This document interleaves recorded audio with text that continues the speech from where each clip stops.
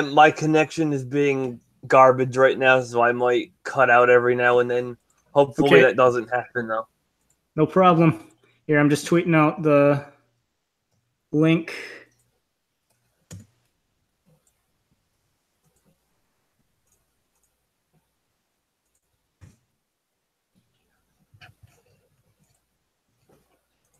And taking a look at the YouTube page, looks like we are live. Okay. All right. Hello, everybody. This is My Two Cents. Tonight, I'm going to be streaming with Red Pill Dragon. Yep. Originally, Deplorable Trumpster was supposed to be here, but he can't make it. We're going to be discussing primarily. Yes. For those of you on my channel watching, I've done a few streams on theirs, which I have tweeted out. This is the first one that'll be on my channel as well. So for Red Pill Dragon, I'll just give you a chance for some of my subscribers who may not yet have seen some of our previous streams. Go ahead and introduce yourself and your channel. So guys, I am the Red Pill Dragon. I've been doing this shit for I started back in December of 2016, not long after the election. So basically, I'm a libertarian, free market, all that stuff. All right. Excellent. So anyways, biggest news story that came out of this weekend was President Trump going to the G7 and getting in a bit of a tiff with Justin Trudeau and others, but especially Justin Trudeau. Now, this is a topic I've discussed on my channel before, which is the issue of free trade and how it should be approached from a position considering free market economics. And it seems President Trump tweeted out 2 tweets last night, the first of which was, here, actually, I got it pulled up here. Let me screen share.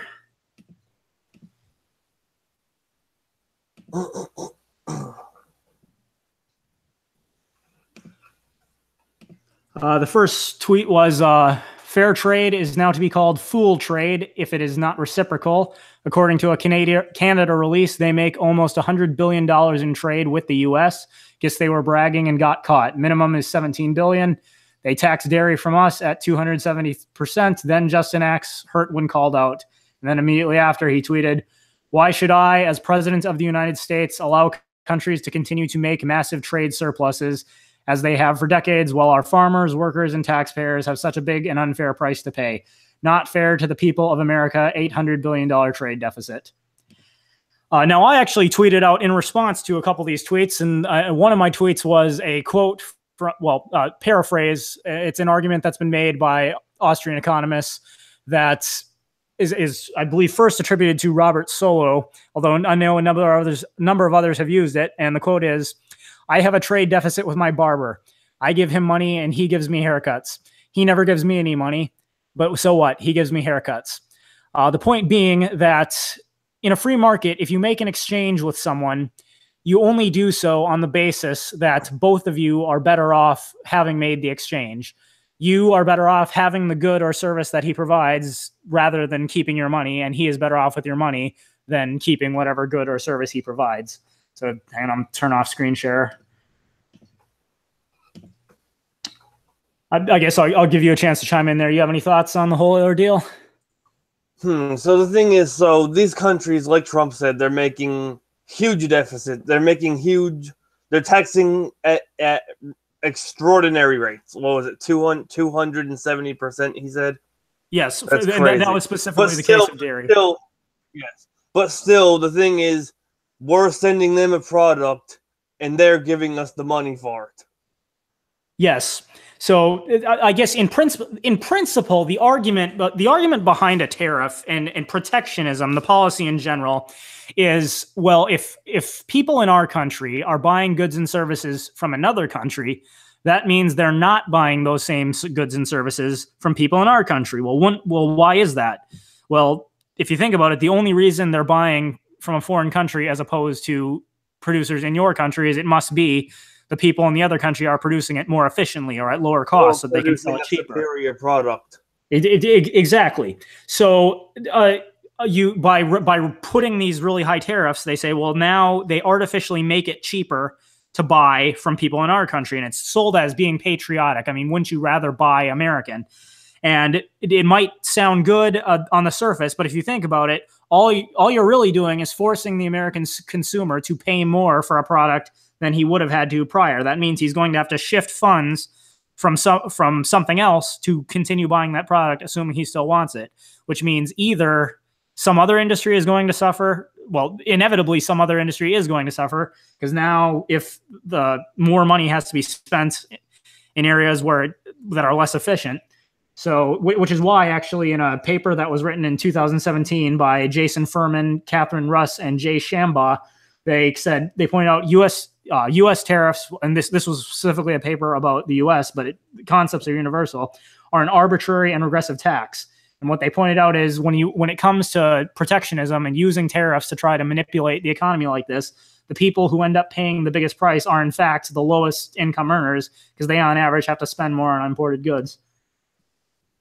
It's just artificially just blowing up the price of the good. Exactly. And I think another point that's often forgotten is that the U.S. has been trying this for a very long time. In particular, the Smoot-Hawley Tariff Act of 1930, which was shortly after the Great Depression began, was in principle supposed to do the same thing. The stock market had crashed in 1929. Obviously, the economy wasn't doing very well, but at the time, the unemployment rate was about 8%. And as Europe had started to recover from World War I, European farmers were starting to produce more goods, which created more competition with the U.S. farming sector. So a lot of farmers said, gee, the Europeans are starting to import goods. They're going to outsell us if we don't stop this. So the U.S. in response, in order to protect the American agricultural industry and allegedly help the hurting American economy, raise tariffs to historic levels of about 50% or higher. Other countries said, well, hey, if you're going to do that, we're going to raise our tariffs on your goods, which America was. Its factories at the time were selling a lot to foreign countries such as Europe. So as a result, Americans were forced to pay more for their agricultural goods, meaning they had less money. Manufacturers in the U.S. stopped exporting as much, which means they had less money. And the European countries, obviously, the same thing happened. So, a lot of people talk about saying Trump could win this trade war.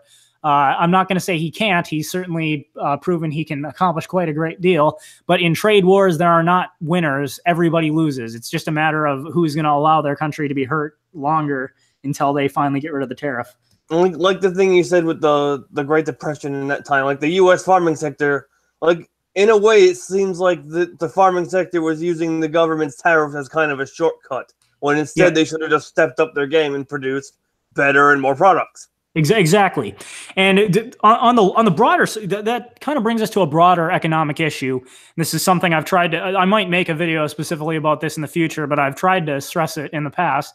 And that is that for all the different schools of economics out there, people can argue about we should do this or that to make the economy better. The only thing that can truly improve the economy is to make the production of goods more efficient, decrease the costs it takes to make certain goods and services so that more resources can be freed up to do other goods and services. Whatever policies you put in place, no real economic growth will take place unless that happens.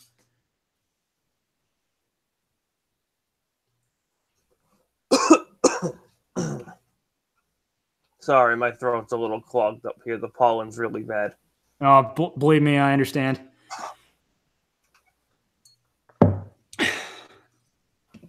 I know. Just recently, I went outside one morning, and my car was literally green because there's so much pollen on it. You know, I'm surprised that has not happened to me yet. Okay. It has not happened yet. It probably will eventually, though. Mm-hmm. So, what other countries is Trump dealing with this trade war with? I know there's Canada, but what else is there? I know there's also China. What other countries? Okay, well, China. Back when he first announced the steel and aluminum tariffs, China was the main country that he claimed they were a target of. Although, in fact, the U.S. I think China is only like I can't remember off the top of my head whether it was steel or aluminum, but China is either the 10th exporter to the U.S. and the 4th exporter, one for steel, one for aluminum. I don't remember which was which off the top of my head. But I know that at the G7, Theresa May, there was a photo release where not Theresa May. Who's the German chancellor? What's her name? Angela Merkel. Angela Merkel. There's a picture of her like glaring at Trump like "I hate you." That became a meme. I love that. We were all memeing on that. Yes. Of course, I think I don't remember if Theresa May was. I remember hearing her name. Sorry, I've gone through like 6 reports on this earlier today. The one I'm looking at right now doesn't mention her. But yes, all the mainly it's countries in the European Union, specifically because the European Union is protectionist right now in that they're using taxes that are similar to tariffs to try to encourage people to buy from within the EU, and their intention being the same as the U.S. during the Great Depression. But of course, all they're doing is forcing European Union citizens to pay more for products than they otherwise would have, which my response to President Trump is, if the European Union wants to make things more expensive for their own citizens, let them do it. Let them fuck themselves over. Exactly. Like, the thing is, like, on top of all that, keep in mind the EU is still putting tons and tons of regulations on things. Like, I remember when one of the big grievances that British people had against the EU when they tried to do Brexit, which failed, obviously. But one of the biggest grievances was that fishers couldn't fish in their own damn waters because of regulations set by the EU. Yes. And it's funny, but when discussing economic problems, inevitably what it comes down to is the government has put on some kind of regulation which has caused a problem. They propose an additional regulation to fix it, but of course that additional entire thing. That's literally that's literally Bernie Sanders' campaign in a nutshell. Exactly, but then of course the additional regulation causes problems they didn't foresee. So wow, we need more regulations. And before long, you've got a Soviet gulag state where the government's trying to centrally plan the economy. And everyone's starving to death and no one has health care. Yeah, exactly. Except, of course, the people at the top, like Bernie, with his 3 homes and his more than $1 million a year income. But the Venezuelan leader eating a snack on TV while all of his people are starving to death eating stew or rats and zoo animals. Yeah. No, and on that note, Venezuela currently has a trade surplus. That's surprising. Yes, so that's yet another piece of proof that trade surpluses, trade deficits, it's that in and of itself is not an indicator of how well a country is doing.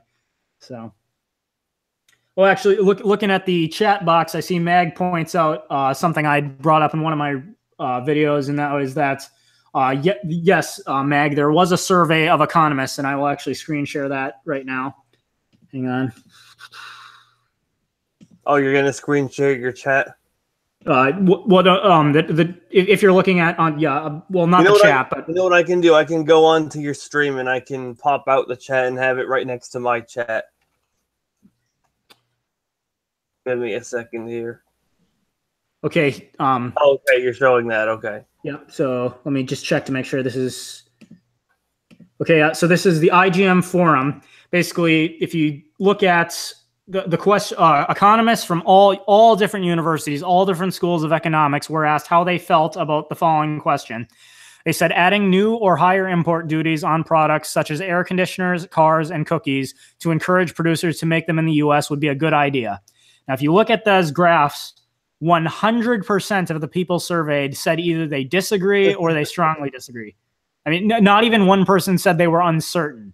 Now, like I said, the fact that virtually all economists agree is not itself evidence.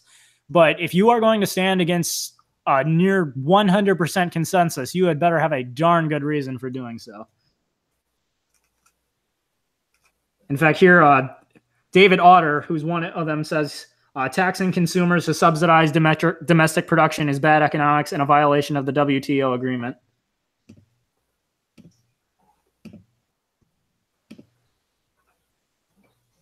I mean, it makes sense. You're just jacking up the price of things for no reason. How could that ever work for anything? Yeah, well, how could it ever make it better? It makes it better for the few people who are in control of that particular industry, but it hurts the entire consumer base. Shane Killian who has pointed this out in the past. How is that any better than all out welfare? In that you might as well just tax Americans and give that money directly to the industry. So.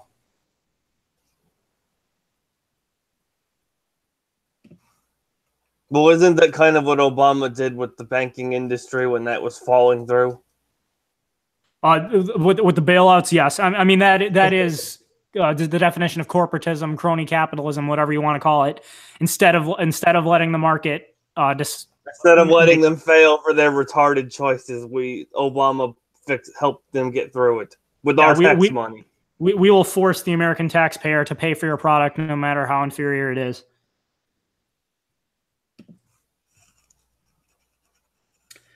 Okay, and I guess that is pretty much where we stand on the whole trade deficit thing. So to all people out there considering this, I would recommend doing your research. You will find that basically what it boils down to is it cannot help the economy to deliberately make things more expensive for our citizens. The government getting involved in the market to artificially inflate things is a bad idea. It doesn't work. Yeah, exactly. Anyways, moving on. Today was the first day that net neutrality, the rules ceased to be in effect, and mysteriously, I noticed we're still on the internet. Yep, the sky hasn't fallen or anything. Yes. Which they all assured us that would happen. Much to the dismay of the dumb libtards saying that it would. Yeah. Heck, even Burger King made their little spiel about how awful it was going to be. But... well, they must think it's awful considering they changed their thing to Pancake King on Twitter. Oh, yes.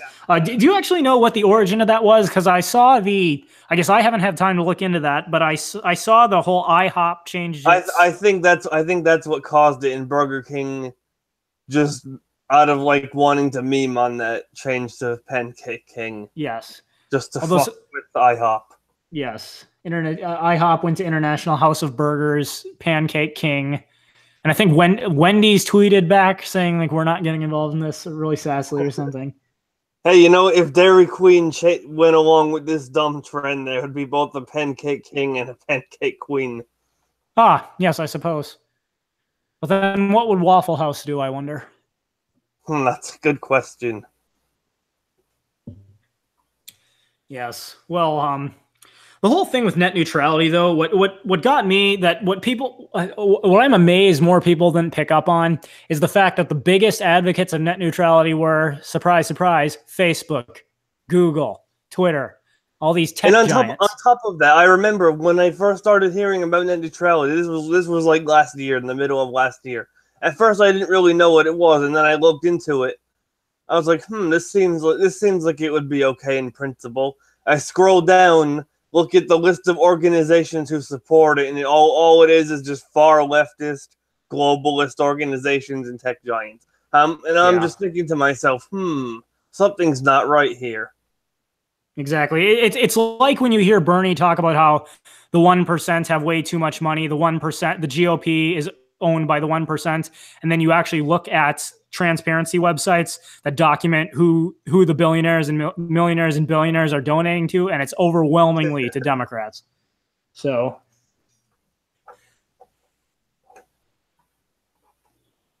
but yeah, of course, big giant tech corporations are for net neutrality. They don't want certain ISPs to be able to block the control they have over the internet, which would be a lot more possible if different ISPs could charge different prices for, hey, we'll give you a cheaper subscription, but you can't use Facebook, Google, or anything else. There'd be a lot of people who'd say, you know what, I think I'll take that cheaper subscription and I'll just start using Bing and BitChute and these other platforms. I was thinking net neutrality ending might actually create a lot more options for people. Like me personally, what if I were to go and pay for internet? It would be nice if I could like pay way less for a slower price, but have a fast lane for a couple things that need fast speed.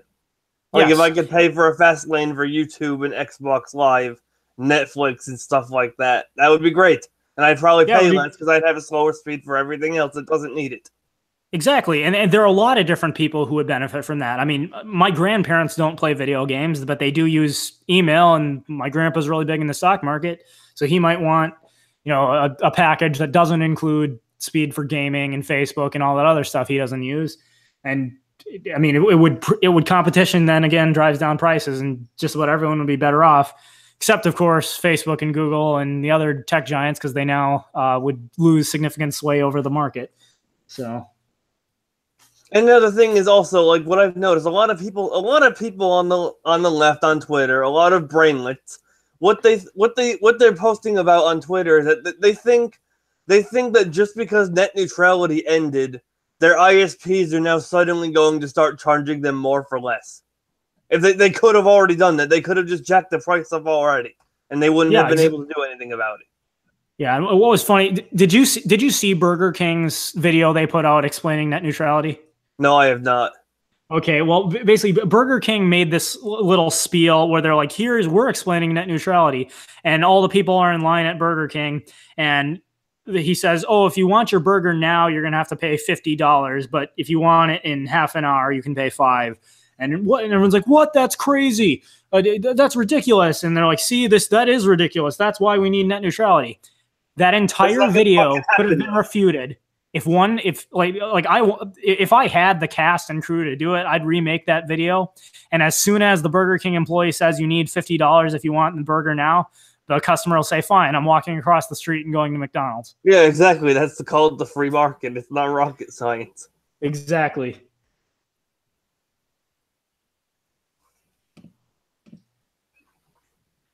But, of course, something tells me that despite the fact that the leftist predictions didn't come true, they'll still keep pushing it.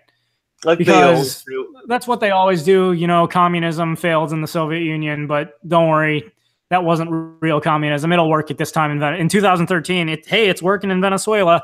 It doesn't matter that the last 10,000 times we tried it, it didn't work. Trust me, this time it will be different. Exactly. This time it will work. That's what progressives... Yeah.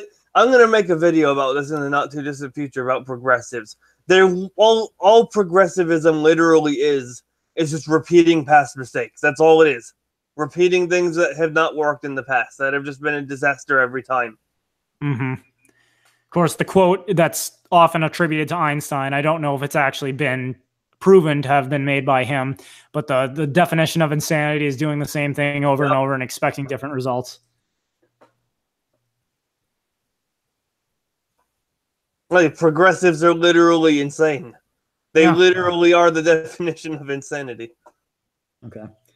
Here, looking at my chat window, I see Mag just asked, do we have a free market in America at all, or even a small amount? I would say my answer to that question is we do not have a free market. We have a heavily regulated market. It's still free in as much as the majority of transactions you make day to day are indeed voluntary between private entities. But everything's regulated to hell. Yeah, I mean, America is 18th, I believe, on the Index of Economic Freedom. So, funnily, Hong Kong. Oh, okay, that's interesting.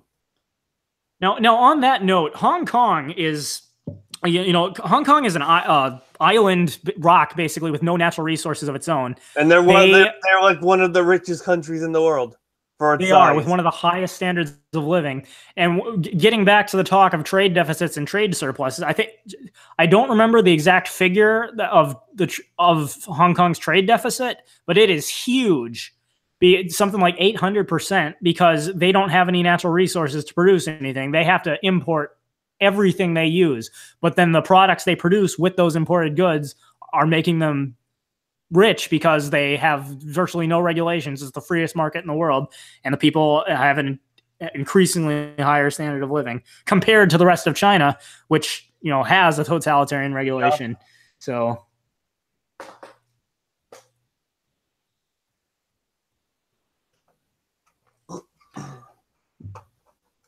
let me ask you this, where does Sweden lie on that list? Sweden specifically, I don't remember. I know Denmark is 12, which is funny because the U.S. is 18, so Denmark is actually economically freer than the U.S. Now, the reason for that is, in terms of actual market regulations, Denmark has very few. They embrace free trade. There is no minimum wage.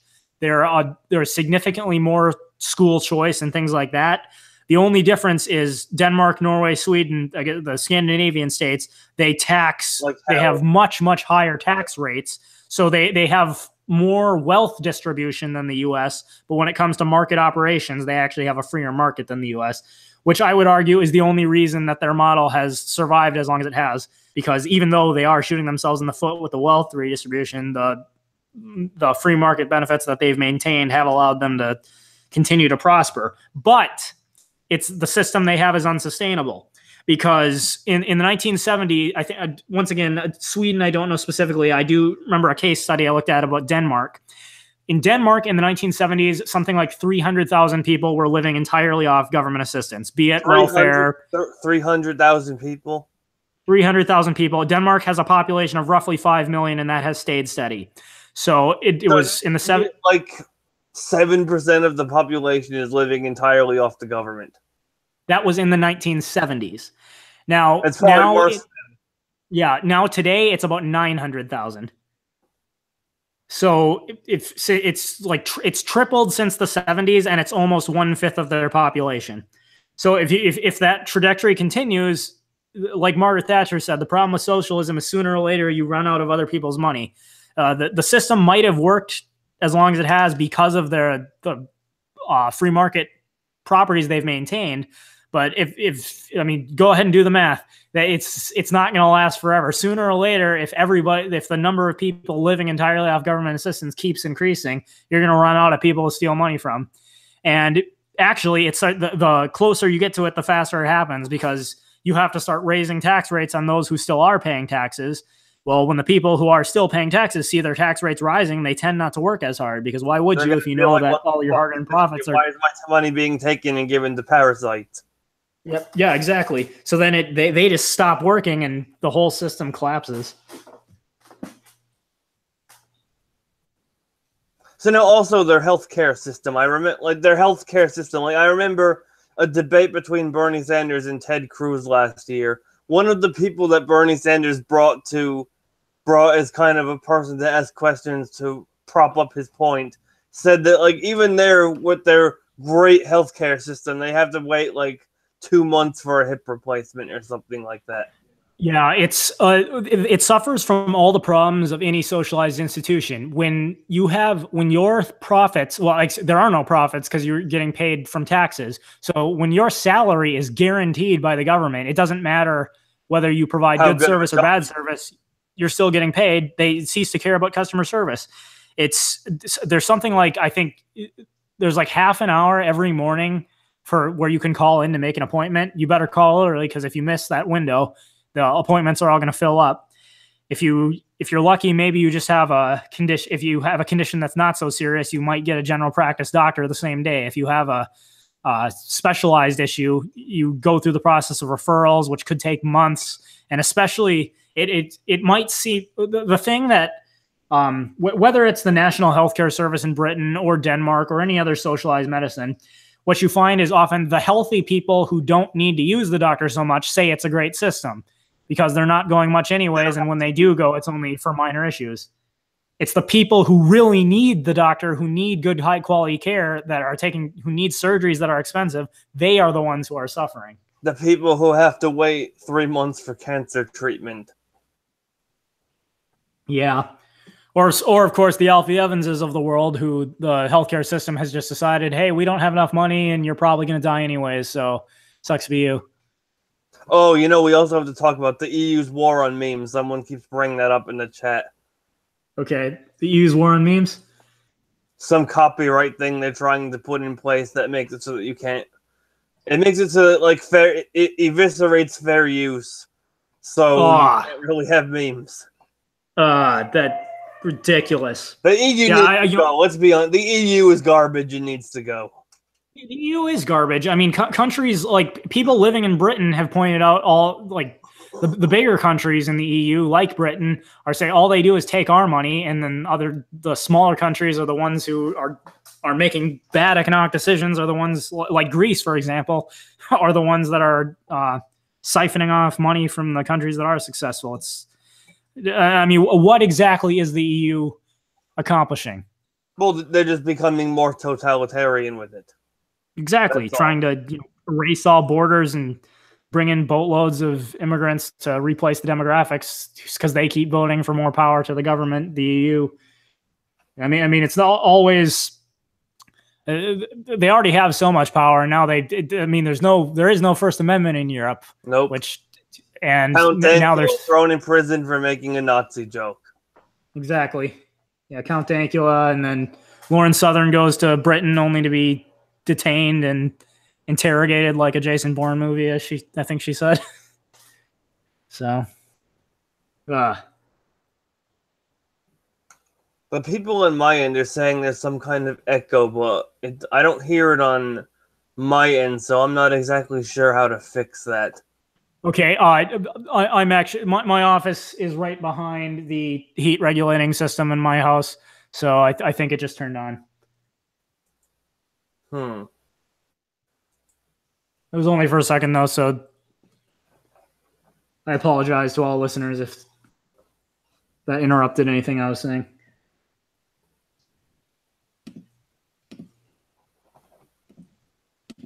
Anyways, what else were we talking about? Hopefully that echo goes away. Usually it goes away pretty quickly without me having to do anything. Okay. I guess that was. Let me take a quick look at my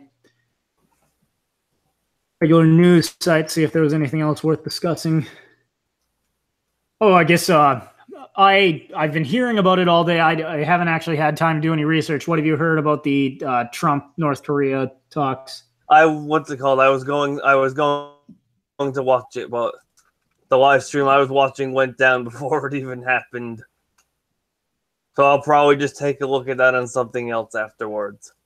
All right, same here. I haven't had time to look into it. What I can say with that whole issue is, whatever Kim Jong-un might say in public, everyone ought to know he will.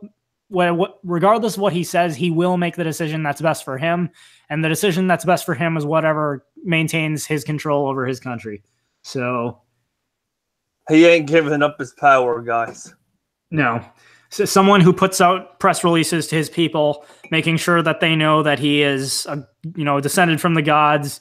He scores 18 every time he golfs, never goes to the bathroom, and everything else. He ain't giving up his power. He wants to live. He wants to live on top of his little mountain of ego there. While the rest of his people starve. The epitome of communism. Isn't it amazing, though, still how Trump, by insulting him over his Twitter account, caused all this to happen? Yes.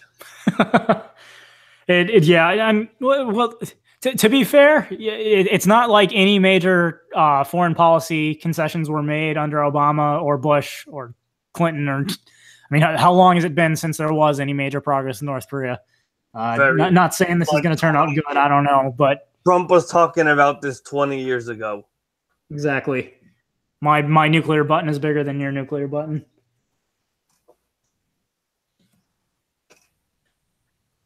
He knows that there's someone in the White House right now that has balls, unlike the last 3 presidents that we've had.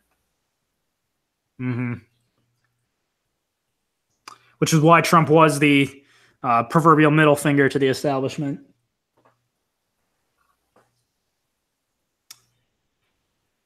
All right, I guess that's all I really have for this stream. For my followers, if you are not subscribed to Red Pill Dragon, I believe I put his link down there in the description. Yes, I did. I put the link to your channel in the description as well, I believe. Let me just make sure. Yeah, I did that. That was the thing I did just before I came in here. All right. Hopefully we'll talk again soon, and that is my 2 cents. So take it for what it's worth. All right. See you guys later. See you later.